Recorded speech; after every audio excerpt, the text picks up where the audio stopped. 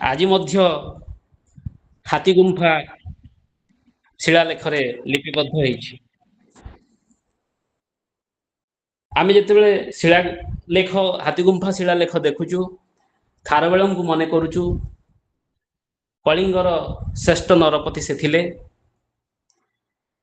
ଖାରବେଳଙ୍କ ପରେ ଆମର ଓଡ଼ିଶା ଇତିହାସରେ ଯଦି ଦେଖିବା, ଚୋଡ଼ଗଙ୍ଗ ଦେବ, ସୂର୍ଯ୍ୟବଂଶୀ ରାଜା କପିଳେନ୍ଦ୍ର ଦେବ, ଏମାନଙ୍କର ଯେଉଁ ସାମରିକ ଅଭିଯାନ ଏବଂ ଯେଉଁ କଳିଙ୍ଗର ଯେଉଁ ସଫଳତା, ଗଙ୍ଗା ଠାରୁ ଗୋଦାବରୀ ପର୍ଯ୍ୟନ୍ତ ଯେଉଁ ଓଡ଼ିଶାର ସୀମା, ସେଇ ବିଜୟର ଗାଥା ଆଜି ମଧ୍ୟ ଆମକୁ ମନେ ପକାଇ ଦିଏ ତାଙ୍କର ବୀରତ୍ୱ। କେବଳ ସୂର୍ଯ୍ୟବଂଶୀ ଗଜପତି ବା ଗଙ୍ଗ ମାନେ ନୁହେଁ, ଯଦି ପଶ୍ଚିମ ଓଡ଼ିଶା କଥା କହିବା, ସମବଂଶୀ ମାନେ ମଧ୍ୟ କାଳାଚୁରିସ୍ ଏବଂ ତେଲୁଗୁ ଚୋଡ଼ସ ଏମାନଙ୍କୁ ମଧ୍ୟ ତାଙ୍କ ସହିତ ମଧ୍ୟ ତାଙ୍କର ଯୁଦ୍ଧ ହୋଇଥିଲା ଏବଂ ପଶ୍ଚିମ ଓଡ଼ିଶାକୁ ତାଙ୍କ ଆକ୍ରମଣରୁ ରକ୍ଷା କରିଥିଲେ। ଏହିଭଳି ଭାବରେ ଓଡ଼ିଶା ପ୍ରାଚୀନ ସମୟରୁ ମଧ୍ୟ ଭାଗ ପର୍ଯ୍ୟନ୍ତ ଏବଂ ଆଧୁନିକ ସମୟରେ ମଧ୍ୟ ଯେତେବେଳେ ଦେଶୀୟ ରାଜ୍ୟର ମିଶ୍ରଣ ଇଣ୍ଟିଗ୍ରେସନ୍ ଅଫ୍ ପ୍ରିନ୍ସିଲ ଷ୍ଟେଟ୍ସ ହେଇଥିଲା, 1936 ମସିହା ପର୍ଯ୍ୟନ୍ତ ଓଡ଼ିଶାର ବିଜୟ ଗାଥା ଏବଂ ତା ପରବର୍ତ୍ତୀ ସମୟରେ ଯେତେବେଳେ ଭାରତ ସ୍ୱାଧୀନତା ପାଇଲା, ସେହି ସମୟ ପର୍ଯ୍ୟନ୍ତ ଆମ ଓଡ଼ିଶାର ବିଜୟ ଗାଥା ଆଜି ମଧ୍ୟ ଆମକୁ ବୀରତ୍ୱ ବା ବୀର, ହଁ ଆଉ ଗୋଟେ ଜିନିଷ ମୁଁ ଭୁଲିଗଲି, ନବ ଭାଇ କହୁଥିଲେ ପାଇକ ରିବେଲିୟନ କଥା ବା ପାଇକ ବିଦ୍ରୋହ, ବକ୍ସି ଜଗବନ୍ଧୁଙ୍କ କଥା, ତାପରେ ବୀର ସୁରେନ୍ଦ୍ର ସାଏଙ୍କ କଥା, ବହୁତ କଥା ଅଛି। ଏବଂ ସେଇ କଥା କହିବା ପାଇଁ ଆଜି ଆମେ ଜଣେ ସୁବକ୍ତା, ଇତିହାସ ଉପରେ ତାଙ୍କର, ଓଡ଼ିଶା ଇତିହାସ ଉପରେ ତାଙ୍କର ଗଭୀର ଜ୍ଞାନ ଅଛି, ଯିଏ ବର୍ତ୍ତମାନ ବୌଦ୍ଧ ପଞ୍ଚାୟତ ମହାବିଦ୍ୟାଳୟରେ ଇତିହାସ ବିଭାଗରେ ବିଭାଗୀୟ ମୁଖ୍ୟ ଭାବରେ ଅବସ୍ଥାପିତ ଏବଂ ପିଲାମାନଙ୍କୁ ସେ ଇତିହାସ ଶିକ୍ଷା ଦଉଛନ୍ତି ଏବଂ ତାଙ୍କୁ ଆଜି ଆମେ ପାଇଛୁ ମୁଖ୍ୟ ବକ୍ତା ହିସାବରେ।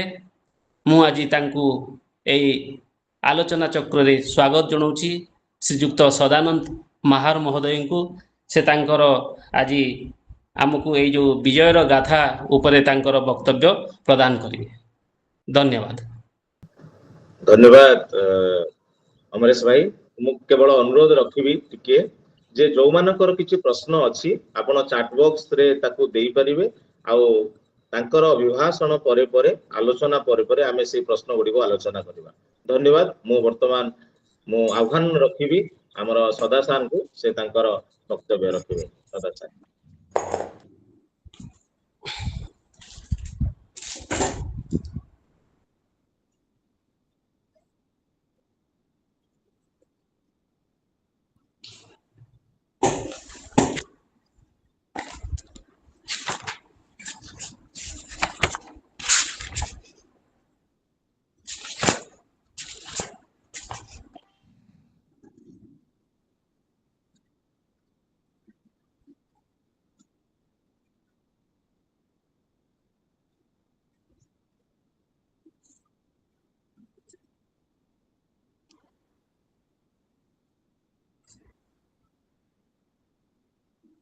ସେ ବୋଧେ ଟିକେ ବିଳମ୍ବରେ ଜଏନ୍ କରିବେ, ବୋଧେ ଆସିନାହାନ୍ତି ବୋଧେ।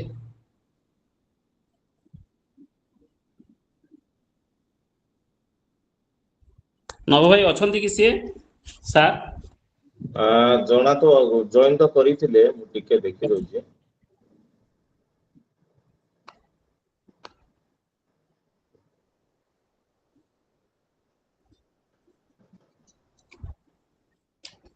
ମୁଁ ଲଗଉଛି, ନାହାନ୍ତି, ଜଏନ୍ କରିଥିଲେ କିନ୍ତୁ କୌଣସି ଅସୁବିଧା ଔଷଧ ବୋଧେ ସେ କହିଛନ୍ତି।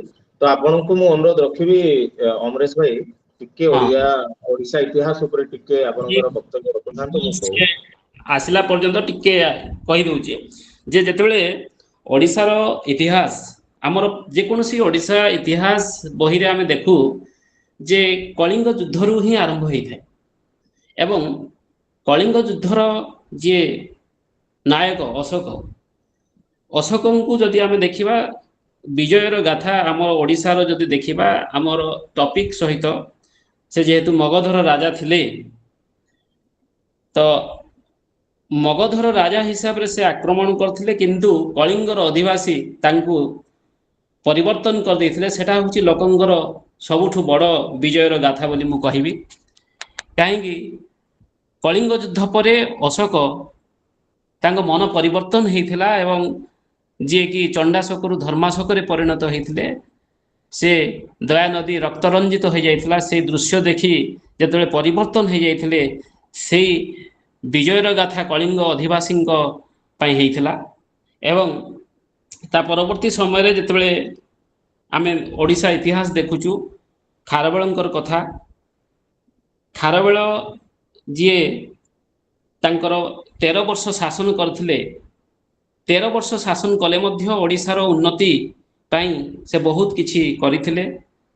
ବର୍ତ୍ତମାନର ଯେଉଁ ଶିଶୁପାଳଗଡ଼ କୁହାଯାଉଛି ଭୁବନେଶ୍ୱର ଏଠାରେ ଅଛି, ତ ସେଇ ଶିଶୁପାଳଗଡ଼ରେ ତାଙ୍କର ଯେଉଁ ରାଜଧାନୀ ଥିଲା ଏବଂ କଳିଙ୍ଗର ରାଜା ଥିଲେ ସେ, ତ ସେଇ ସମୟରୁ ଓଡ଼ିଶା ସ୍ୱତନ୍ତ୍ର ପ୍ରଦେଶ ହେଲା ପର୍ଯ୍ୟନ୍ତ ବହୁତ ଘଟଣା ଘଟିଛି।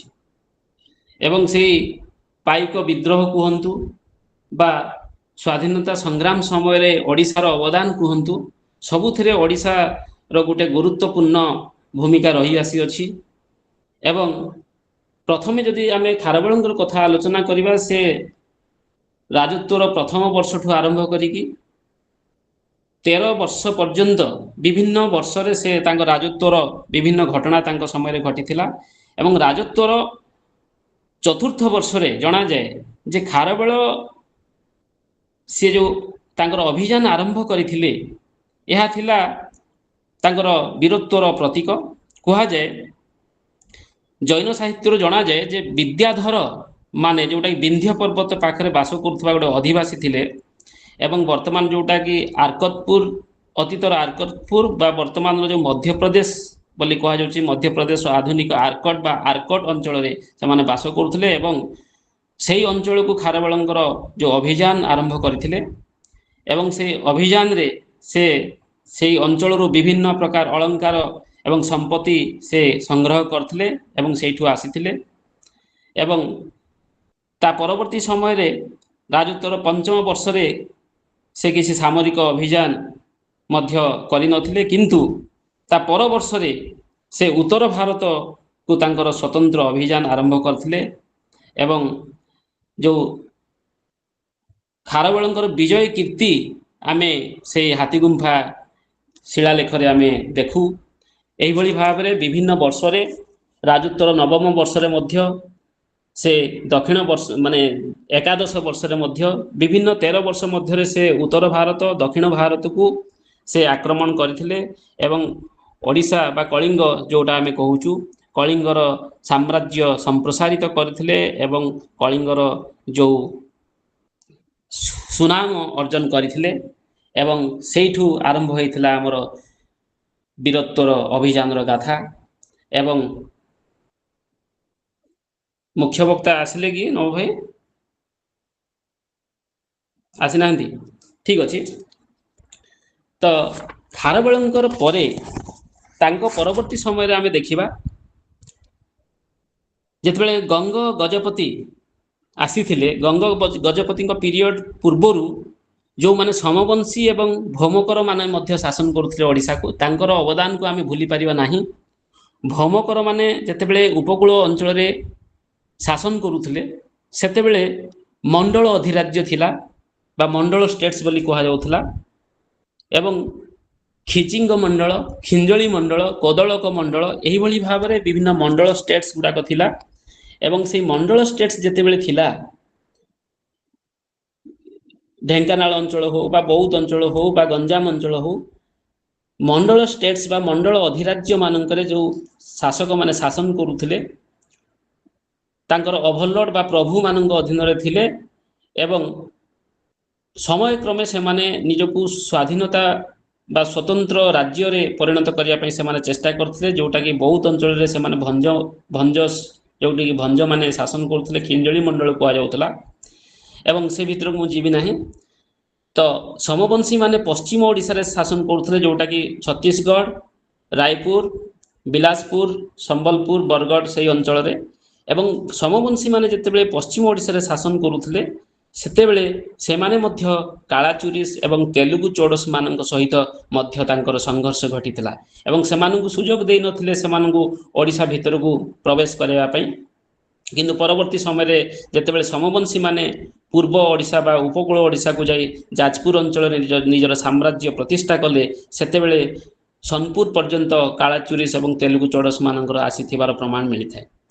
ଏହିଭଳି ଭାବରେ ସମବଂଶୀ ଏବଂ ଭୌମକର ମାନଙ୍କର ମଧ୍ୟ ଓଡ଼ିଶାରେ ଅବଦାନ ଅଛି। ଏବଂ ତାଙ୍କ ପରବର୍ତ୍ତୀ ସମୟରେ ସୂର୍ଯ୍ୟବଂଶୀ ଗଜପତି, ଯେଉଁଟାକି କପିଳେନ୍ଦ୍ର ଦେବ ଏବଂ ଚୋଡ଼ଗଙ୍ଗ ଦେବଙ୍କ କଥା ଆମେ ସମସ୍ତେ ଜାଣିଛୁ। ଏବଂ ଚୋଡ଼ଗଙ୍ଗ ଦେବ ଏବଂ ସୂର୍ଯ୍ୟବଂଶୀ ଗଜପତି କପିଳେନ୍ଦ୍ର ଦେବଙ୍କ ସମୟରେ ଓଡ଼ିଶାର ଯେଉଁ ସୀମା ଗଙ୍ଗା ଠାରୁ ଗୋଦାବରୀ ପର୍ଯ୍ୟନ୍ତ ଥିଲା। ଆସିଲେ ବୋଧେ ମୁଖ୍ୟ ବକ୍ତା? ହଁ, ତ ଏଇ ବିଷୟରେ ସବିଶେଷ ବିବରଣୀ ପ୍ରଦାନ କରିବେ ଆମର ଆଜିର ମୁଖ୍ୟ ବକ୍ତା ଶ୍ରୀଯୁକ୍ତ ସଦାନନ୍ଦ ମାହାର ସାର୍। ତାଙ୍କୁ ମୁଁ ସ୍ୱାଗତ ଜଣାଉଛି ଏବଂ ସେ ଏହି ଉପରେ ବିଶେଷ ଆଲୋଚନା କରିବେ। ଧନ୍ୟବାଦ।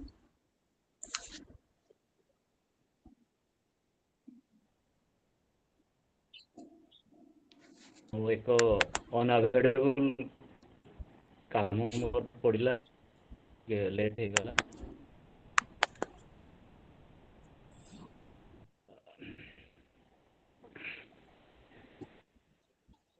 ଆଜିର ବିଷୟ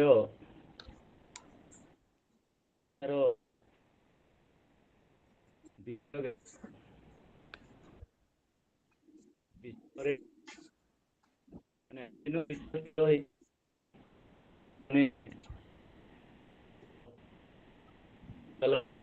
ପାଇଁ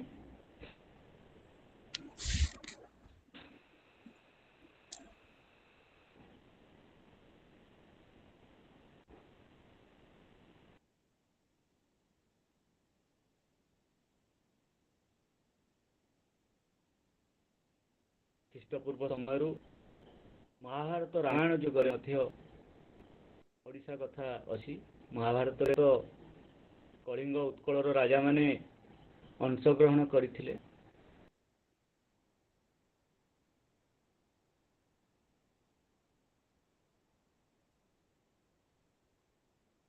ବୀରମାନେ ନିଜର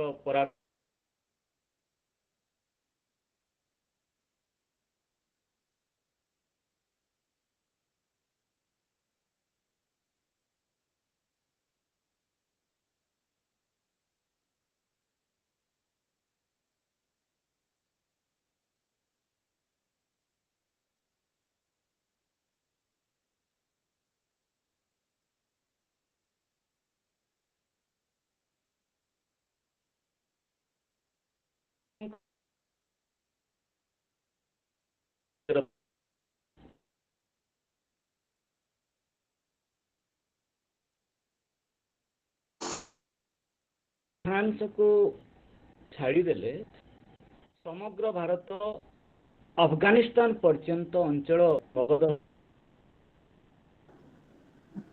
ଟିକେ ସଦା ସାର୍ କ୍ୟାମେରାଟାକୁ ଟିକେ ତଳକୁ କରନ୍ତୁ, ଆପଣ ମୁହଁ ଦେଖାଯାଉ ନାହିଁ, ଅଧା ଖାଲି ମୁଣ୍ଡ ଉପର ଦେଖାଯାଉଛି। ହଁ, ଆଉ ଟିକେ, ଆଉ ବାସ୍, ଆଉ ଟିକେ, ହଁ, ବହୁତ ବଢିଆ, ଠିକ ହେଲା, ହେଲା। ଠିକ ଅଛି। Okay okay. ଚନ୍ଦ୍ରଗୁପ୍ତ ମୌର୍ଯ୍ୟ ଏକ ବିଶାଳ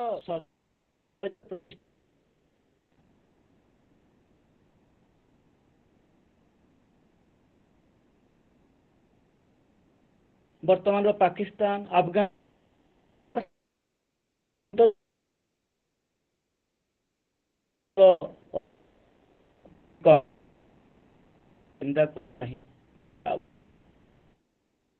ଅଛି।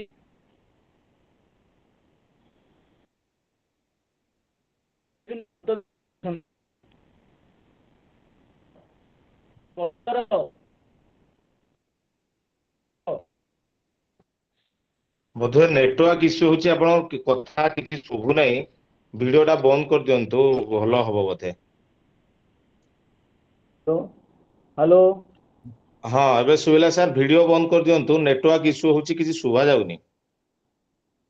ହ୍ୟାଲୋ ଏବେ ହଁ ଶୁଭୁଛି ଶୁଭୁଛି, କୁହନ୍ତୁ। ଆଚ୍ଛା। ଚନ୍ଦ୍ରଗୁପ୍ତ ମୌର୍ଯ୍ୟ ଏକ ସର୍ବଭାରତୀୟ ସାମ୍ରାଜ୍ୟ ପ୍ରତିଷ୍ଠା କରିଥିଲେ। ତାଙ୍କ ସାମ୍ରାଜ୍ୟରେ ର କିଛି ଅଞ୍ଚଳ, କର୍ଣ୍ଣାଟକ, ସମଗ୍ର ଉତ୍ତର ଭାରତ, ପାକିସ୍ତାନ, ଆଫଗାନିସ୍ତାନ ମଧ୍ୟ ଅନ୍ତର୍ଭୁକ୍ତ ଥିଲା। କିନ୍ତୁ ସେ କଳିଙ୍ଗ ଆକ୍ରମଣ କରିନଥିଲେ। ବୋଧହୁଏ କଳିଙ୍ଗର ସାମରିକ ଶକ୍ତି ତାଙ୍କୁ ଆକ୍ରମଣରୁ ବିରତ ରଖିଥିଲା। ଚନ୍ଦ୍ରଗୁପ୍ତ ମୌର୍ଯ୍ୟଙ୍କ ପରେ ତାଙ୍କ ପୁତ୍ର ବିନ୍ଦୁସାର, ସେ ମଧ୍ୟ କଳିଙ୍ଗ ଆକ୍ରମଣ କରିବାକୁ ସାହସ କରିନଥିଲେ। ତାପରେ ଅଶୋକ କଳିଙ୍ଗ ଆକ୍ରମଣ କରିବାର ସାହସ କରିଥିଲେ ଖ୍ରୀଷ୍ଟପୂର୍ବ 261ରେ।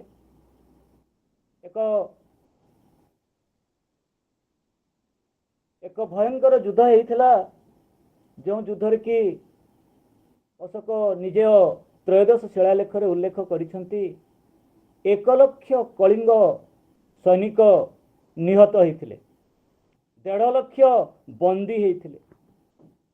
ମାନେ ଯୁଦ୍ଧ କେତେ ଭୟଙ୍କର ଥିଲା, 1,00,000 କଳିଙ୍ଗ ସୈନିକ ନିହତ ହୋଇଥିଲେ।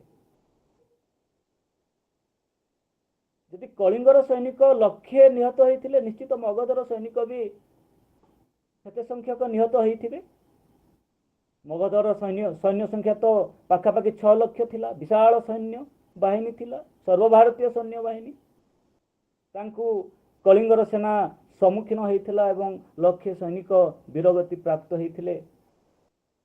ଏବଂ ସେହି ଯୁଦ୍ଧ ଅଶୋକଙ୍କର ହୃଦୟର ପରିବର୍ତ୍ତନ କଲା। ପ୍ରକୃତିରେ ଦେଖିବାକୁ ଗଲେ ସେହି ଯୁଦ୍ଧରେ ଯଦିଓ କଳିଙ୍ଗ ପରାଜିତ ହୋଇଥିଲା ଯୁଦ୍ଧ କ୍ଷେତ୍ରରେ, କିନ୍ତୁ ଅନ୍ୟ ଦୃଷ୍ଟିରୁ ଦେଖିଲେ କଳିଙ୍ଗର ବିଜୟ ହିଁ ହେଇଥିଲା। ଅଶୋକଙ୍କ ହୃଦୟର ପରିବର୍ତ୍ତନ, ବୌଦ୍ଧ ଧର୍ମ ଗ୍ରହଣ ଏବଂ ବୌଦ୍ଧ ଧର୍ମର ପ୍ରଚାର ପ୍ରସାର ପାଇଁ ଯେଉଁ ପଦକ୍ଷେପ ନେଲେ, ବୌଦ୍ଧ ଧର୍ମ ଏକ ବିଶ୍ୱ ଧର୍ମରେ ପରିଣତ ହୋଇଗଲା। ଆଜି ଶ୍ରୀଲଙ୍କା କୁହନ୍ତୁ, Thailand, Myanmar, Korea, Japan, Mongolia, Tibet ଏକ ବିଶ୍ୱ ଧର୍ମରେ ପରିଣତ ହେବାରେ ଅଶୋକଙ୍କର ସବୁଠୁ ବଡ଼ ଭୂମିକା ଥିଲା। ଯଦି କଳିଙ୍ଗ ଯୁଦ୍ଧ ହୋଇନଥାନ୍ତା, ତାଙ୍କ ହୃଦୟର ପରିବର୍ତ୍ତନ ହୋଇନଥାନ୍ତା, ବୌଦ୍ଧ ଧର୍ମ ଗ୍ରହଣ କରିନଥାନ୍ତେ, ତାହେଲେ ହୁଏତ ବୌଦ୍ଧ ଧର୍ମ ଭାରତ ମଧ୍ୟରେ ସୀମିତ ହୋଇ ରହିଯାଇଥାନ୍ତା। ତେଣୁ ଏକ ପରାଜୟ ସତ୍ତ୍ୱେ ଏକ ବିଜୟ ଗାଥା, ବୌଦ୍ଧ ଧର୍ମକୁ ବିଶ୍ୱ ଧର୍ମରେ ପରିଣତ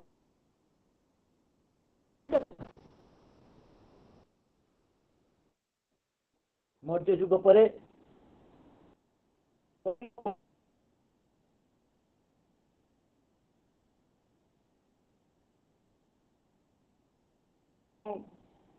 ପରବର୍ତ୍ତୀ ଖାରବେଳଙ୍କ ନେତୃତ୍ୱରେ କଳିଙ୍ଗ ପୁନର୍ବାର ତାର ବୀରତ୍ୱ ପ୍ରତିପାଦନ କରିଥିଲେ।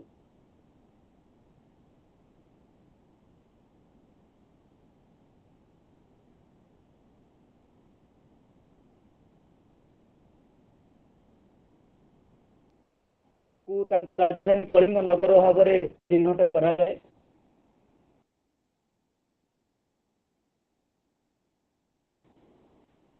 ତାଙ୍କ ପିତାଙ୍କ ଥିଲେ 24 ବର୍ଷ ପୂର୍ଣ୍ଣ ହେଲା ପରେ 25 ବର୍ଷ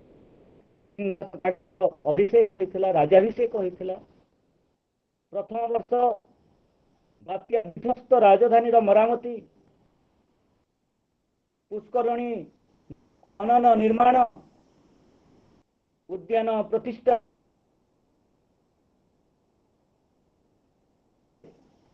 ଦ୍ୱିତୀୟ ବର୍ଷ ସେତେବେଳର ସବୁ ଶକ୍ତିଶାଳୀ ସାମ୍ରାଜ୍ୟ ସାତବାହନ ମାନଙ୍କ ସାମ୍ରାଜ୍ୟ ଥିଲା। ପଶ୍ଚିମରେ ଦାକ୍ଷିଣ ମହାରାଷ୍ଟ୍ର ଅଞ୍ଚଳରେ ପ୍ରଥମ ସାତକର୍ଣ୍ଣୀ ନରପତି ଥିଲେ।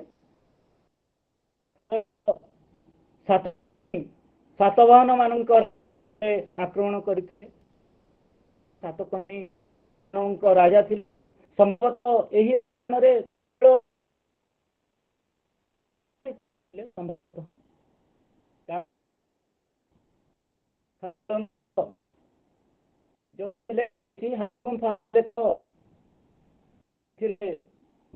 ଜୟ କଥା ଉଲ୍ଲେଖ ନାହିଁ।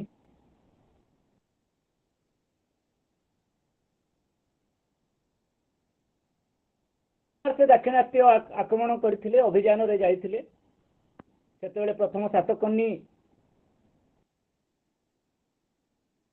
ପତ୍ନୀ ନୟନିକା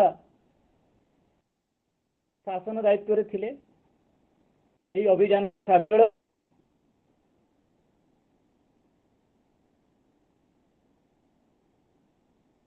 এই ସବୁ ଅଞ୍ଚଳର ରାଜାଙ୍କୁ ସେ ପରାସ୍ତ କରିଥିଲେ।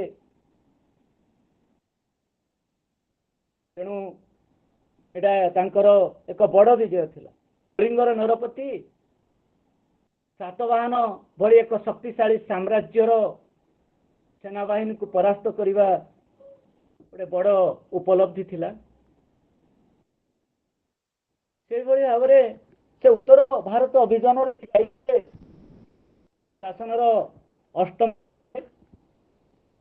ସେ ମଗଧ ଆକ୍ରମଣ କରିଥିଲେ। ଗରଥଗିରି ଦୁର୍ଗକୁ ଅବରୋଧ କରିଥିଲେ। କିନ୍ତୁ ଯେତେବେଳେ ସେ ଶୁଣି ଯବନମାନେ ଗ୍ରୀକ ମାନେ ଉତ୍ତର ଭାରତ ଆକ୍ରମଣ କରିଦେଇଛନ୍ତି, ମଥୁରା ପର୍ଯ୍ୟନ୍ତ ମାଡ଼ି ଆସିଛନ୍ତି, ସେତେବେଳେ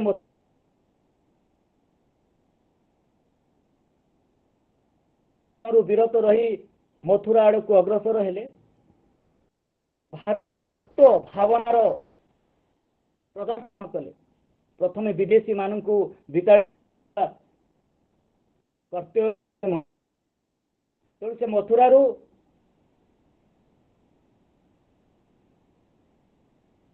ଏକ କଳ୍ପବଟର ଶାଖା ବି ଆଣିଥିଲେ। ଅଷ୍ଟମ ବର୍ଷ ତାଙ୍କ ସଦାନନ୍ଦ ଭାଇ ହେଡଫୋନ କାଢିକି ଡାଇରେକ୍ଟ କୁହ, ଭଲ ଶୁଭିବ। ସଦାନନ୍ଦ ଭାଇ ତମ ହେଡଫୋନ କାଢିକି ଡାଇରେକ୍ଟ ଦିଅ ଯା, ଭଲ ଶୁଭାଯିବ। ତୁମ ଶୁଭା ଯାଉନି, ଟିକେ କଟି କଟି ଯାଉଛି ହ୍ୟାଲୋ, ପୁରା। ଏବେ ଶୁଭୁଛି? ହଁ କଟି କଟି, ହଁ ଏବେ ଶୁଭିଲା ଠିକ। ହେଡଫୋନ କାଢି ଡାଇରେକ୍ଟ ଅନ୍ କର, ପ୍ରୋବ୍ଲେମ ଡାଇରେକ୍ଟ ଅଛି। ମୋବାଇଲ କୁହ, ଭଲ ଲାଗିବ। ହଁ କୁହ ଏଥର। ହ୍ୟାଲୋ, ହଁ ଶୁଭୁଛି ହଁ ହଁ ଶୁଭୁଛି ଶୁଭୁଛି। ଏଇଟା କୁହ ଏଥର ଡାଇରେକ୍ଟ। ଏବେ କୁହନ୍ତୁ।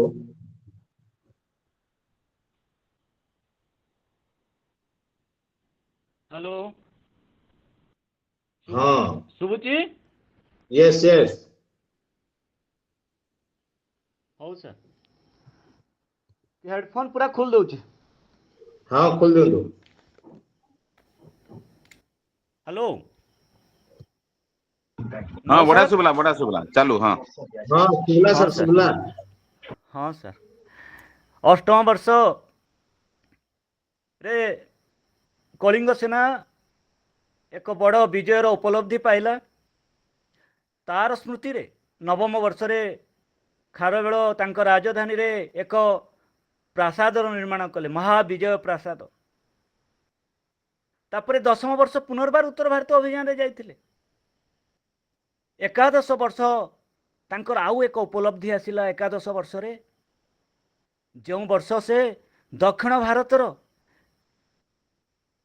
ଚୋଳ, ପାଣ୍ଡ୍ୟ, କେରଳ ପୁତ୍ର, ସତ୍ୟପୁତ୍ର, ତାମ୍ରପର୍ଣ୍ଣି ଏତେ ରାଜାଙ୍କର ଏକ ସଂଘକୁ ପରାସ୍ତ କରିଥିଲେ। ସେତେବେଳ ପର୍ଯ୍ୟନ୍ତ କେହି ଉତ୍ତର ଭାରତର ରାଜା ଦକ୍ଷିଣ ଭାରତର ଶେଷ ସୀମା ପର୍ଯ୍ୟନ୍ତ ଯାଇପାରିନଥିଲେ। ଚୋଳ, ପାଣ୍ଡ୍ୟ, ଚେରମାନଙ୍କୁ ପରାସ୍ତ କରିବାର ସ୍ୱପ୍ନ ବି କେହି ଦେଖିନଥିଲେ, ନା ଚନ୍ଦ୍ରଗୁପ୍ତ ମୌର୍ଯ୍ୟ ନା ଅଶୋକ। ତେଣୁ ଏହା ଏକ ବଡ଼ ଉପଲବ୍ଧି ଥିଲା।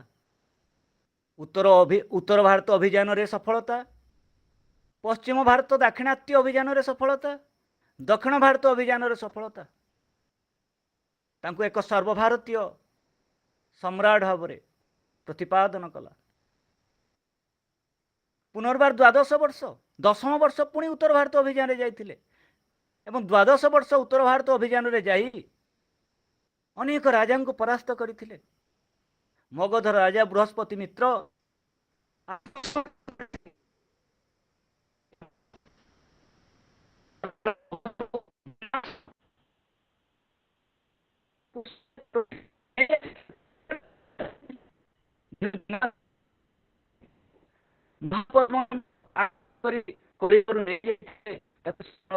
କରିଥିଲେ।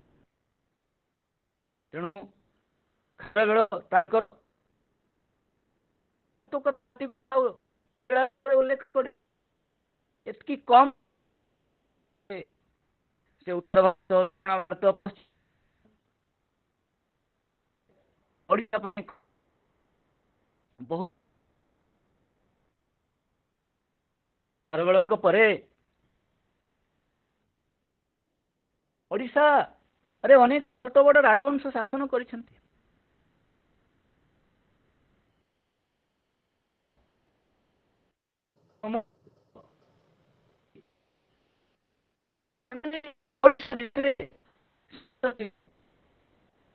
ଓଡ଼ିଶା ଉତ୍କଳ ସବୁବେଳେ ତାର ସୀମା। ଟିକେ ଶୁଭା ଯାଉନି, ହ୍ୟାଲୋ ଟିକେ ନେଟୱାର୍କ ପାଖକୁ ଆସନ୍ତୁ ଯେ କିଛି ଶୁଭା ଯାଉନି, ମାନେ କଟି କଟି ଯାଉଛି ଭଏସ ଟା। ହ୍ୟାଲୋ ହଁ ସାର୍, ହ୍ୟାଲୋ ଆପଣ ଗୋଟେ କାମ କରନ୍ତୁ, ଏବେ ଡିସ୍କନେକ୍ଟ ହେଇକି ଆଉଥରେ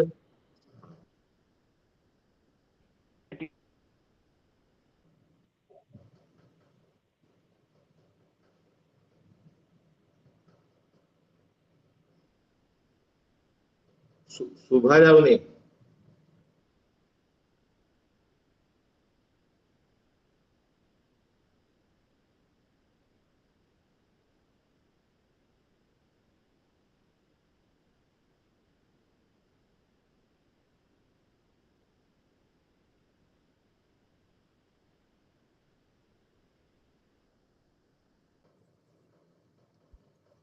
ଆଜି ତାଙ୍କର ଟିକେ ନେଟୱାର୍କ ଇସ୍ୟୁ ଅଛି ବୋଧେ। ସାର୍ ପୁଣି ରିଜଏନ୍ ହେବେ, ଟିକେ ୱେଟ୍ କରନ୍ତୁ, ଆପଣଙ୍କ ଅନୁରୋଧ। ବହୁତ ସୁନ୍ଦର କଥା କହୁଥିଲେ, ନିହାତି ଉପାଦେୟ ତଥ୍ୟ ସେ ପ୍ରଦାନ କରୁଥିଲେ। ଯେହେତୁ ନେଟୱାର୍କ ପ୍ରୋବ୍ଲେମ ହଉଛି, ଟିକେ ଆପଣଙ୍କୁ ଟିକେ ଅପେକ୍ଷା କରିବାକୁ ଅନୁରୋଧ। ହ୍ୟାଲୋ ହ୍ୟାଲୋ ହଁ ଏବେ ଶୁଭାଗଲା ସାର୍। Okay okay. ହଁ ସାର୍ ସାର୍ ଛାତ ଉପରକୁ ଆସିଲେ ସାର୍, ମାନେ ଘରେ ହଁ ଟିକେ ଏବେ ପ୍ରୋବ୍ଲେମ ଏବେ ହଉଛି ପୁରା କ୍ଲିୟର ସାର୍। ହେଲା ଏବେ। କୁହନ୍ତୁ। ସାର୍ ଓ ଏକ୍ସଟ୍ରିମଲି ସରି ସାର୍, ବହୁତ ଦୁଃଖିତ ସାର୍। ଖାରବେଳଙ୍କ ପରେ ଓଡ଼ିଶାରେ ଅନେକ ରାଜବଂଶ ଶାସନ କଲେ, ଯେମିତିକି ସରବପୁରିଆ, ମାଥର, ଭୌମକର, ପୂର୍ବଗଙ୍ଗ, ସମବଂଶୀ, ଏସବୁ ଅନେକ ରାଜବଂଶ ଶାସନ କରିଥିଲେ। ଅଧିକାଂଶ ରାଜବଂଶର ଶାସନ ଏକ ନିର୍ଦ୍ଦିଷ୍ଟ ଅଞ୍ଚଳରେ ସୀମିତ ଥିଲା। ସମବଂଶୀ ମାନେ ପ୍ରଥମେ କୋଶଳରୁ ଆସି ଉତ୍କଳ କଳିଙ୍ଗକୁ ଅଧିକାର କରି ଓଡ଼ିଶାର ଏକତ୍ରୀକରଣର ନିଅ ପକାଇଥିଲେ। ପ୍ରଥମ ଯଜାତିଙ୍କ ପରେ ବାକି ଭୀମରଥ, ଧର୍ମରଥ, ନହୁଷ, ଇନ୍ଦ୍ରରଥ, ଦ୍ୱିତୀୟ ଯଜାତି, ଏଭଳି କର୍ଣ୍ଣକେଶରୀଙ୍କ ପର୍ଯ୍ୟନ୍ତ ଅନେକ ସମବଂଶୀ ରାଜା କୋଶଳ, ଉତ୍କଳ, କଳିଙ୍ଗ ଏ ତିନି ଅଞ୍ଚଳର ଏକତ୍ରୀକରଣ କରି ଶାସନ କରିଥିଲେ। କିନ୍ତୁ ଶେଷ ବେଳକୁ କୋଶଳ ଅଞ୍ଚଳଟି ଓଡ଼ିଶା ହାତରୁ ଖସି ଯାଇଥିଲା କାଳଚୁରୀ ମାନଙ୍କ ହାତକୁ। ସମବଂଶୀ ମାନଙ୍କ ପରେ ଗଙ୍ଗବଂଶୀ ମାନେ ଓଡ଼ିଶାର ଶାସନ ଦାୟିତ୍ୱ ନେଲେ। ଚୋଡଙ୍ଗ ଦେବ ପ୍ରଥମେ ଉତ୍କଳ ଅଧିକାର କଲେ। ଉତ୍କଳ ଏବଂ କଳିଙ୍ଗର ପୁନର୍ବାର ଏକତ୍ରୀକରଣ କଲେ। କୋଶଳକୁ ମଧ୍ୟ ଅଧିକାର କରିବା ପାଇଁ ଚେଷ୍ଟା କରିଥିଲେ, କିନ୍ତୁ ବିଫଳ ହୋଇଥିଲେ। ଚୋଡଙ୍ଗ ଦେବ ଭେଙ୍ଗି ମଧ୍ୟ ଅଧିକାର କରିଥିଲେ। ଆନ୍ଧ୍ରପ୍ରଦେଶର ଭେଙ୍ଗି ଅଞ୍ଚଳକୁ ଅଧିକାର କରିଥିଲେ। ତୃତୀୟ ଅନଙ୍ଗ ଭୀମ ଦେବ ଗଙ୍ଗବଂଶର ଅନ୍ୟତମ ଶ୍ରେଷ୍ଠ ନରପତି, ଯିଏକି କାଳଚୁରୀ ମାନଙ୍କ ଠାରୁ कोशल अंचल को पुनर्बार दखल करी पुणी कलिंग कोशल उत्कलर एकत्रीकरण कले। जो काम प्रथमे समवंशी माने करथिले से काम पुनर्बार तृतीय अनंग भीमदेव करि पारिथिले एवं परवर्ती समय गंग माने ओडिशा को दृढ़ भाव में शासन करने सहित ओडिशार सीमा को गंगा ठारू गोदावरी पर्यंत अक्षुण्ण रखिथिले। गंगवंशर शासन समय प्रथमे मुसलमान मानकर आक्रमण होता ओडिशा उपरे। आपण माने जानिछंती प्रथम तिरोरी युद्ध 1191, द्वितीय तिरोरी युद्ध 1192, द्वितीय तिरोरी युद्ध रे पृथ्वीराज चौहान कर पतन एवं दिल्ली मुसलमान द्वारा अधिकृत मोहम्मद घरी द्वारा अधिकृत है। तापर मोहम्मद घरी सेनापति इख्तियारुद्दीन बख्तियार खिलजी बिहार आक्रमण कले, बिहार अधिकार कले, तापर बंग अधिकार कले। माने बिहार बंग अधिकार करिया पई तांको विशेष कष्ट करिया को पड़ी नथिला बख्तियार खिलजी को। एई अंचलर राजा माने आत्मसमर्पण करथिले, एपरिकी पलायन करथिले। बंगर राजा तो पलायन करथिले। राय लक्ष्मण सेन से बख्तियार खिलजी ओडिशा को मध्य सैन्य पठाइथिले मोहम्मद शेरान अहमद शेरान को नेतृत्व रे। सेतेबेले गंग राजा माने शासन करथिले एवं से माने दृढ़तार सहित मुसलमान आक्रमण रु ओडिशा को रक्षा करथिले। 1200 मसीहा बेलू बिहार बंग मुसलमान विदेशी मुसलमान को शासनाधीन है। ओडिशा उपरे तांको लोलुप दृष्टि पड़ीथिला। सेबेठू ओडिशा उपरे से बारंबार आक्रमण करिसेंती। समुदाय गंग शासन अवधि रे ओडिशार कौन सी अंश को मुसलमान शासक माने अधिकार करि पारि नथिले। जेतेबेले कि सारा भारत मुसलमान को शासनाधीन हो गला। अलाउद्दीन खिलजी समय, मोहम्मद बिन तुगलक समय, देवगिरी अभियान कथा आम जाचे। राजधानी परिवर्तन करथिले दिल्ली रु दौलताबाद मोहम्मद बिन तुगलक। किंतु ओडिशा स्वाधीन थिला, स्वाधीन हिंदू राष्ट्र थिला। ओडिशार चारिपटे तीन पटे मुसलमान राज्य प्रतिष्ठा होगा सत्वे ओडिशा स्वाधीन थिला। समग्र गंग शासन समय, गंग शासन परे जेतले सूर्यवंशी शासन प्रतिष्ठा है, कपिलेन्द्र देव प्रथमे बंगर राजा को परास्त कले। गौड़ेश्वर उपाधि बंगर सुल्तान मुसलमान शासक परास्त करी गौड़ेश्वर उपाधि धारण करथिले।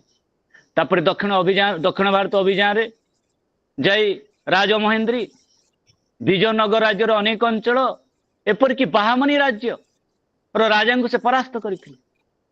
नवकटी कर्णाटक कलवर्गेश्वर उपाधि धारण करथिले। तांकर ए युद्ध यात्रा गुड़िक ज्येष्ठ पुत्र हम्बीरंकर सबुठु उल्लेखनीय भूमिका थिला। से गोटे महान वीर थिले हम्बीर देव। प्रकृत में दक्षिण भारत जितकी अभियान होता जेते राजा को परास्त करथिले तांको ज्येष्ठ पुत्र ही करथिले, हम्बीर ही करथिले। विजयनगर राजा को परास्त करी ओडिशार सीमा को कावेरी नदी पर्यंत परिव्याप्त करने गोटे साधारण कथा नथिला। जेतेबेले सारा भारत मुसलमान शासक मान द्वारा पराधीन होता सेतेबेले ओडिशार राजा कपिलेन्द्र देव ओडिशार सीमा को गंगा ठारू कावेरी नदी पर्यंत परिवर्धित करथिले। तांको परे पुरुषोत्तम देव कांची कावेरी कहानी माने कपिलेन्द्र देव को परे किए राजा हम ताकू नहीं द्वंद्व है। हम्बीर देव हे ना पुरुषोत्तम देव हेबे याकू नहीं गृहयुद्ध है। तार सुजोग नहीं दक्षिण भारत में कपिलेन्द्र देव जो जो अंचल दखल करते से गुड़िक पुणी शत्रु हाथ को चलीगला। जिते पुरुषोत्तम देव राजा हेले पुनर्बार से सब अंचल दखल कले। से कांची कावेरी अभियान कथा आम सब जानी। पुरुषोत्तम देव परे प्रताप रुद्रदेव जदिओ विजयनगर राजा कृष्णदेव राय ठारू बारंबार परास्त हेले तथापि ओडिशार सीमा को गंगा ठारू गोदावरी पर्यंत से अक्षुण्ण रखि पारिथिले। ओडिशार सीमा गंगा ठारू गोदावरी पर्यंत अक्षुण्ण रखिबारे से समर्थ होइथिले। प्रतापरुद्र देव परे भईवंशर शासक माने गोविंद विद्याधर आरंभ करी जो माने भी शासन कले से माने मध्य गंगा ठारू गोदावरी पर्यंत अक्षुण्ण रखी कह जाए ओडिशार शेष स्वाधीन राजा मुकुंद देव भईवंश परे जे राजा हेले 1560 रु 1568 पर्यंत से शासन करथिले। एई 8 वर्ष मध्य से बंगर मुसलमान शासक मान सहित संघर्ष करथिले। दक्षिण रे मध्य मुसलमान आक्रमणकारी मान सहित से संघर्ष करी ओडिशार सीमा को अक्षुण्ण रखिथिले। 1568 रे तांकर पतन हैला। सेतेबेले बंगर नवाब थिले सुलेमान कराणी से ओडिशा आक्रमण करथिले एवं रामचंद्र भंजक षड्यंत्र जोगु मुकुंद देवकर पतन होइथिला 1568 रे। तापरे ओडिशा बंग अधीन को चलीगला। सुलेमान कराणी बंगर नवाब को अधीन को चलीगला। प्रकृत रे ओडिशा बंग अधीन को गला मुसलमान शासन अधीन हैला किंतु एटा ऊपर ठाउरिया थिला। ओडिशा मध्य रे आमर राजा माने सामंत राजा माने जेमिति शासन करुथिले सेमिति शासन करुथिले। तापरे अकबर युग आसिला। अकबर आक्रमण कले तांकर सेनापति मान को पठेइले ओडिशा। ओडिशा सेते बेले बंग अधीन रे थिला। अकबर अधीन को ओडिशा गला एटा सत कथा किंतु प्रकृत अर्थ रे सेते बेले खर्धा ठारे रमाई देव दुर्ग प्रतिष्ठा करी जगन्नाथ मंदिर सुरक्षा दायित्व निज हाथ को नहीं थिले। रामचंद्र देव भईवंशर रामचंद्र देव जे के धनार्दन विद्याधर पुओ थिले। धनार्दन विद्याधर ओडिशार जने महान योद्धा थिले जहां कि षड्यंत्र करी मुकुंद देव बंदी करथिले। सेही धनार्दन विद्याधर दनाई विद्याधर पुओ थिले रमाई देव जे कि मुसलमान मान ठारू जगन्नाथ संस्कृतिर सुरक्षा पाई खर्धाटारे गड़ प्रतिष्ठा करी से तांकर पारुपर्यंत चेष्टा करथिले एवं शेषरे अकबर भी तांको स्वीकृति देथिले जे ये ओडिशार गजपति एवं ओडिशार सामंत राजा माने तांको अधीन रे रहिबे। सेबे ठारू अकबर जहांगीर शाहजहां औरंगजेब समुदाय मोगल शासन समय खर्धार भई वंशर राजा माने ओडिशार गजपति भाव में मान्यता पाइथिले। जदिओ बारंबार आक्रमण होइछि जगन्नाथ मंदिर लुंठन पाई चेष्टा होइछि तथापि भई वंशर राजा माने निजर जीवन को बाजी लगाई जगन्नाथ संस्कृतिर ओडिया संस्कृत सुरक्षा पाई काम करथिले। आमर भई वंशर राजा द्वितीय रामचंद्र देव जगन्नाथ संस्कृत सुरक्षा पाई निजे मुसलमान हो जाइथिले। तेणु प्राचीन जुगरु मध्य जुग पर्यंत ओडिशार महान राजा मान ओडिशार महान वीर मान निज जीवन को उत्सर्ग करी आमर संस्कृति आम परंपरार सुरक्षा करिसेंती आमर स्वाधीनता को सुरक्षा करिसेंती। सेतेबेले ओडिशा रे राजा मानक सहित क्यों माने युद्ध करुथिले ओडिया जाति समग्र ओडिया जाति युद्ध करुथिले। एठी केवल क्षत्रिय युद्ध करुथिले सेमिति किछि नथिला। पाइक जाति तो युद्ध करुथिले सबु राजा गड़जात राजा माने सैन्य पठाउथिले। गौंटिया मान को निर्देश दिया जाउथला गाँर यज्ञ पृष्ठ युवक मान को युद्ध क्षेत्र को पठा जाउथला। प्रत्येक जाति युद्ध करुथिले। आमे माने देखिबा आम मानकर सांग्यारु टाइटेल ता सूचित करे। दलित लोकर भी संज्ञा नायक रणबीड़ा रणछोड़ आमे जहाँ शूद्र कहूँ दलित कहूँ सेमानकर टाइटेल स्पष्ट से माने भी युद्ध क्षेत्र को जाउथिले। ओडिया जातिर गौरव पाई जीवन बाजी लगई दउथिले। तेणु आम जाति एक महान जाति एक वीर जाति। यही जाति केवल ओडिशा रे नुहे श्रीलंका रे भी अनेक कलिंगर युवराज जाई श्रीलंकार राजा होइथिले श्रीलंका को शासन करथिले। जेतेबेले अशोक तांको पुत्र महेंद्र संघमित्रा को श्रीलंका प्रेरण करथिले सिंहल प्रेरण करथिले तांको सहित अनेक ओडिया परिवार को प्रेरण करा जायथिला कलिंगर आदिवासी को प्रेरण करा जायथिला सेठी से माने स्थायी भाव में रही जायथिले। ତେଣୁ ସିଂହଳର ଲୋକମାନଙ୍କର ପୂର୍ବଜ କଳିଙ୍ଗରୁ ଯାଇଥିଲେ, ଏହାର ଐତିହାସିକ ପ୍ରମାଣ ଅଛି। ତେଣୁ ଓଡ଼ିଆ ଜାତି କେବଳ ଓଡ଼ିଶା ନୁହେଁ, ଓଡ଼ିଶା ବାହାରେ ମଧ୍ୟ ବୀରତ୍ୱ ପ୍ରତିପାଦନ କରିଥିଲା। ନୌବାଣିଜ୍ୟ କଥା ତ ଆମେ ଜାଣିଛେ, ଜାଭା ସୁମାତ୍ରା ଆଦି ଦ୍ୱୀପ ସହିତ ସାଧବ ପୁଅମାନେ ଯାଇ ବାଣିଜ୍ୟ ବ୍ୟବସାୟ କରୁଥିଲେ। ସେଥିପାଇଁ ତ ଅଶୋକଙ୍କ କଳିଙ୍ଗ ଆକ୍ରମଣର ସେଟା ବି ଗୋଟେ କାରଣ ଥିଲା। ଖ୍ରୀଷ୍ଟପୂର୍ବ ସମୟରେ ଓଡ଼ିଆ ଜାତି ଜାଭା ସୁମାତ୍ରା ଆଦି ଅଞ୍ଚଳରେ ବାଣିଜ୍ୟ କରୁଥିଲେ ଏବଂ ଓଡ଼ିଶାର ସଂସ୍କୃତିକୁ ସେଠି ପ୍ରତିଷ୍ଠା କରିଥିଲେ। ଆଜି ବି ଇଣ୍ଡୋନେସିଆର ସଂସ୍କୃତି ଆମ ସଂସ୍କୃତି ଭିତରେ ଅନେକ ମେଳ ଖାଇ ଯାଉଛି। ବାଲି ଦ୍ୱୀପରେ ଥିବା ହିନ୍ଦୁ ମାନଙ୍କର ଚାଲିଚଳନ, ସମ୍ଭବତଃ ସେଥିପାଇଁ ବାଲିଯାତ୍ରା ଆୟୋଜନ ହେଉଛି। ତାଙ୍କର ସଂସ୍କୃତି ଓଡ଼ିଆ ମାନଙ୍କ ଭଳି। ଆପଣ ଜାଣିଥିବେ ଇଣ୍ଡୋନେସିଆର ଯିଏ ରାଷ୍ଟ୍ରପତି ଜାତିସଂଘରେ ଏବେ ଯାଇଥିଲେ, ସେଇଠି ତାଙ୍କର ଭାଷଣ ଆରମ୍ଭ କଲେ ଓଂ ଶାନ୍ତି ଶାନ୍ତି ଶାନ୍ତି। ସୁବିଆନ୍ତୋ ତାଙ୍କ ନାଁ। ତେଣୁ ସମଗ୍ର ଇଣ୍ଡୋନେସିଆରେ ଯେଉଁ ହିନ୍ଦୁ ସଂସ୍କୃତି ପଡ଼ିଛି, ଛାପ ପଡ଼ିଛି, ସେଥିରେ କଳିଙ୍ଗର ସାଧବ ପୁଅ ମାନଙ୍କର ଏକ ମହତ୍ୱପୂର୍ଣ୍ଣ ଭୂମିକା ଥିଲା। ପରବର୍ତ୍ତୀ ସମୟରେ ସେଠି ବୌଦ୍ଧ ଧର୍ମର ପ୍ରଚାର ପ୍ରସାର ହେଲା, ସେଠି ବି ଓଡ଼ିଆ ମାନଙ୍କର ଗୁରୁତ୍ୱପୂର୍ଣ୍ଣ ଭୂମିକା ଥିଲା। ଏଟା ଅଣସ୍ୱୀକାର୍ଯ୍ୟ। ତେଣୁ ଓଡ଼ିଆ ଜାତିର ଅତୀତ ଅତି ଗୌରବମୟ, ଗୌରବପୂର୍ଣ୍ଣ ଏବଂ ବୀରତ୍ୱରେ ମଧ୍ୟ କୌଣସି ଅଭାବ ନଥିଲା। ମୁଁ ଏତିକି କହି ଆଜି ବହୁତ ଅସୁବିଧାର ସମ୍ମୁଖୀନ ଆମକୁ ହେବାକୁ ପଡ଼ିଲା। ମୁଁ ଲେଟ୍ରେ ବି ଆସିଲି, ମୋତେ କ୍ଷମା କରିବେ। ଆଉ ଏତିକିରେ ମୋ ବକ୍ତବ୍ୟକୁ ମୁଁ ସମାପ୍ତ କରୁଛି। ଧନ୍ୟବାଦ। ଧନ୍ୟବାଦ ସଦାନନ୍ଦ ସାର୍, ଆପଣଙ୍କୁ ଅଜସ୍ର ଧନ୍ୟବାଦ ଜ୍ଞାପନ କରୁଛୁ। ଆପଣ ସୁନ୍ଦର ଭାବରେ ଉପାଦେୟ ତଥ୍ୟ ଗୁଡ଼ିକ ତଥ୍ୟ ଭିତ୍ତିକ ଭାବରେ ପ୍ରଦାନ କରିଛନ୍ତି, ଯାହା ଆମେ ଜାଣିନଥିଲୁ। ଯେମିତିକି ସାଙ୍ଗିଆ କଥା, ଆଉ ଖାରବେଳ, କପିଳେନ୍ଦ୍ର ଦେବ, ଗୋପାମୟୀ ଦେବ, ପୁରୁଷୋତ୍ତମ ଦେବ, ପ୍ରତାପରୁଦ୍ର ଦେବ, ଶେଷ ସ୍ୱାଧୀନ ରାଜା ମୁକୁନ୍ଦ ଦେବଙ୍କ କଥା ଆପଣ କହିଲେ। ଗଙ୍ଗା ଠାରୁ ଗୋଦାବରୀ ପର୍ଯ୍ୟନ୍ତ ଓଡ଼ିଶାର ସୀମା ବ୍ୟାପ୍ତ କେମିତି ସେମାନେ କରୁଥିଲେ, ତା ସହିତ ଖୋର୍ଦ୍ଧାଗଡ଼ ପ୍ରତିଷ୍ଠା ଯୋଉଟା ରମାଇ ଦେବ କରିଥିଲେ, ଏଇଭଳି କିଛି କଥା ଆପଣ ଏଇଠି ଉପସ୍ଥାପନା କରିଛନ୍ତି। ତେଣୁ ଆମେ ତ ଜାଣିଛେ ଓଡ଼ିଶା ହେଉଛି ଗୌରବ, ତ୍ୟାଗ, ସାହସର ଭୂମି।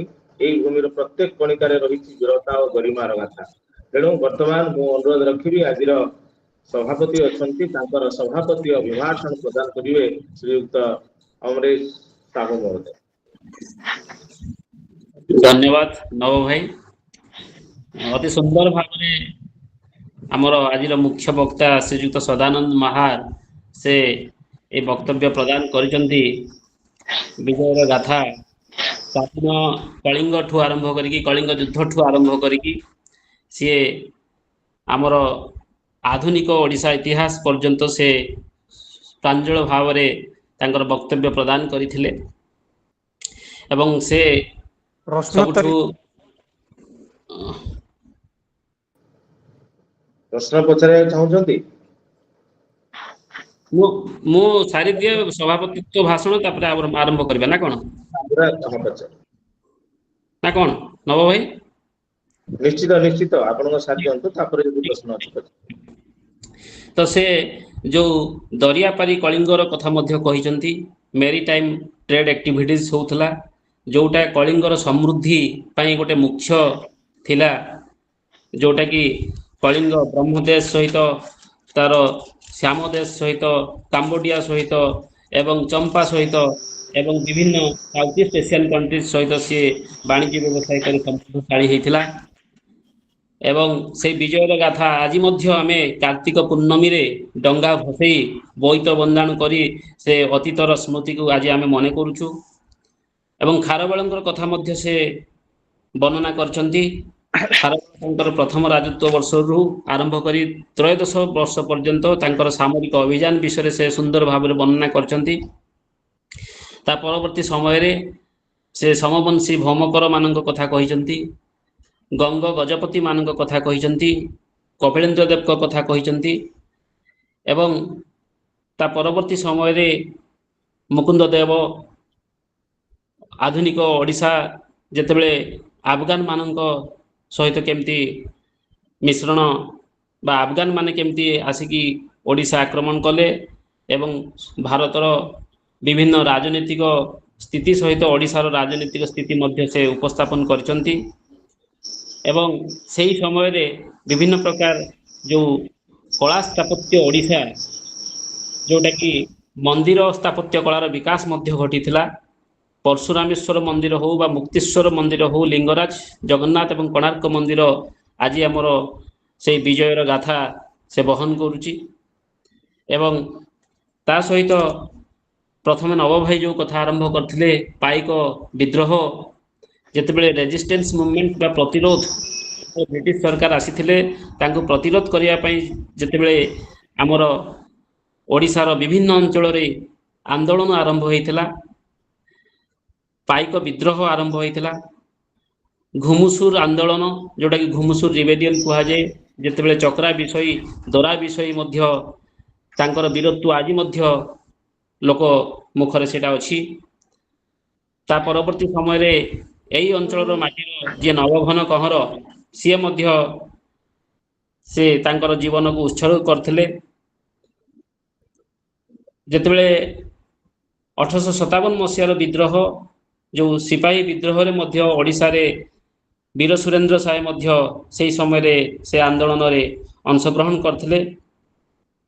ତ ଏଇଭଳି ଭାବରେ ଓଡ଼ିଶାର କୋଣ ଅନୁକୋଣରେ ରେଜିଷ୍ଟେନ୍ସ ମୁଭମେଣ୍ଟସ୍ ବା ପ୍ରତିରୋଧ ଆରମ୍ଭ ହୋଇଥିଲା ବ୍ରିଟିଶ ସରକାରଙ୍କ ବିରୁଦ୍ଧରେ ଏବଂ ଶେଷରେ ଭାଷା ଭିତ୍ତିକ ଯେଉଁ ଆନ୍ଦୋଳନ ହୋଇଥିଲା ଓଡ଼ିଶା ସ୍ୱତନ୍ତ୍ର ପ୍ରଦେଶରେ ସେ ଗଠନ ହୋଇଥିଲା ଏବଂ ସ୍ୱାଧୀନତା ଆନ୍ଦୋଳନରେ ମଧ୍ୟ ଓଡ଼ିଶାର ଅବଦାନ ଅତୁଳନୀୟ ଥିଲା ଏବଂ ଏଇ ଯେଉଁ ବିଜୟର ଗାଥା ପ୍ରାଚୀନ କଳିଙ୍ଗ ଯୁଦ୍ଧଠୁ ଆରମ୍ଭ କରି ଖାରବେଳଙ୍କଠୁ ଆରମ୍ଭ କରି ଓଡ଼ିଶା ଭାରତ ଛାଡ଼ ଆନ୍ଦୋଳନ ପର୍ଯ୍ୟନ୍ତ ତାର ଅବଦାନ କେହି ଭୁଲି ପାରିବେ ନାହିଁ।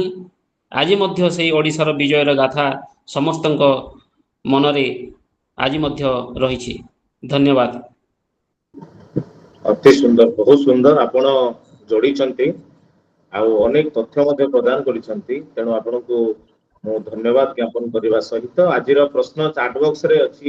ପ୍ରବୀର ସାର୍ ପଚାରିଛନ୍ତି ଓଡ଼ିଶାର କେଉଁ ସମୟକୁ ଆମେ ସୁବର୍ଣ୍ଣ ଯୁଗ କହିପାରିବା?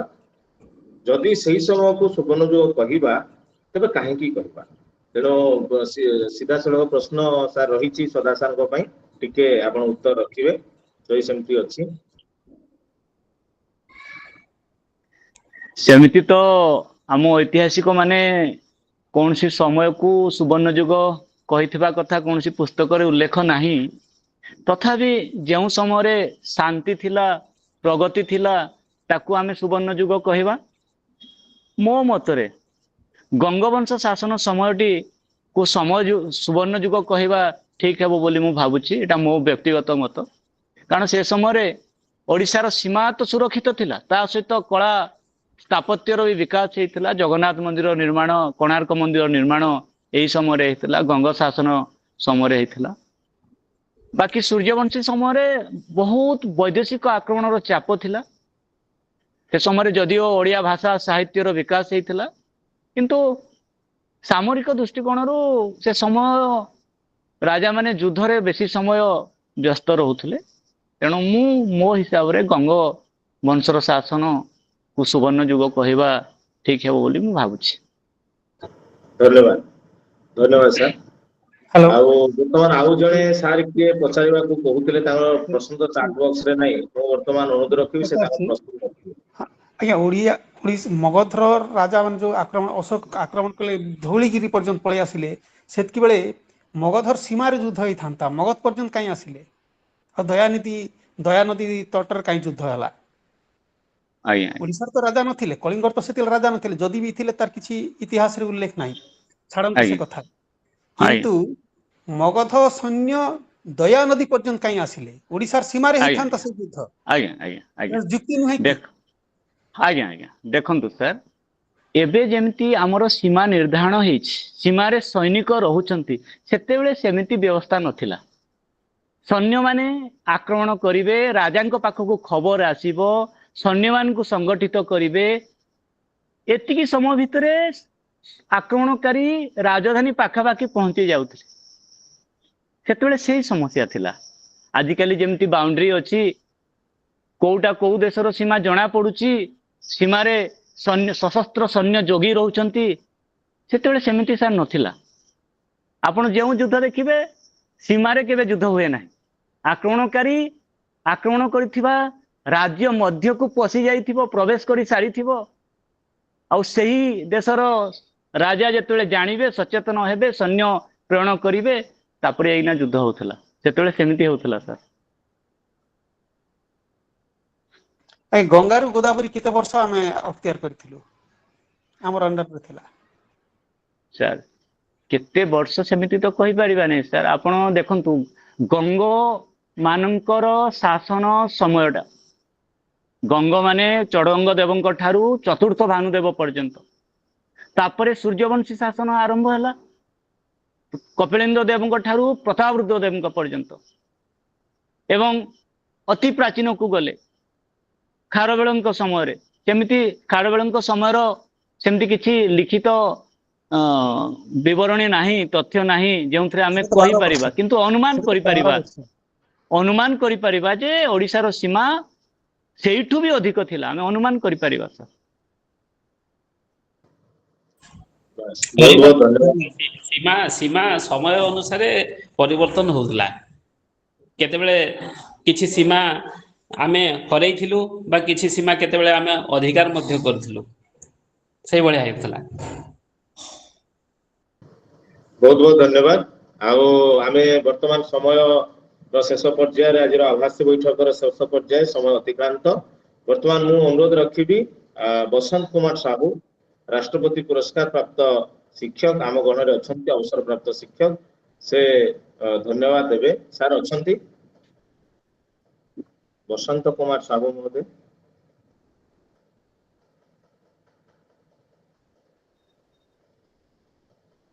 ଠିକ ଅଛି, ନାହାନ୍ତି। ଆଉ ମୁଁ ଅନୁରୋଧ ରଖିବି ଆମ ବୌଦ୍ଧ ଜିଲ୍ଲାର ଯେ ଅଗ୍ରଣୀ କାର୍ଯ୍ୟକର୍ତ୍ତା ହିସାବରେ, ମଧ୍ୟ ସମ୍ଭାଗର ସଂଯୋଜକ ହିସାବରେ ଅଛନ୍ତି ଆମର ପ୍ରବୀର କୁମାର ଦାସ ମହୋଦୟଙ୍କୁ ସେ ଧନ୍ୟବାଦ ଅର୍ପଣ କରିବେ। ପ୍ରବୀର ସାର୍। ଧନ୍ୟବାଦ। ତେଣୁ ବସନ୍ତ ଭାଇଙ୍କର ଗୋଟେ କାମ ରହିଲା, ସେ ବୋଧେ ରହିଗଲେ।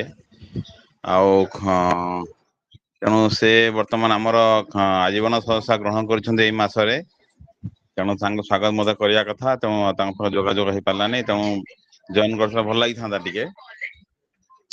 ଆଉ ତେଣୁ ମୋତେ ଦାୟିତ୍ୱ ଦିଆଯାଇଛି। ଧନ୍ୟବାଦ ଦେବି ସଂଯୋଗ ମହୋଦୟଙ୍କୁ। ଆଜି ଅତି ସୁନ୍ଦର ଭାବରେ ଆଲୋଚନାଟି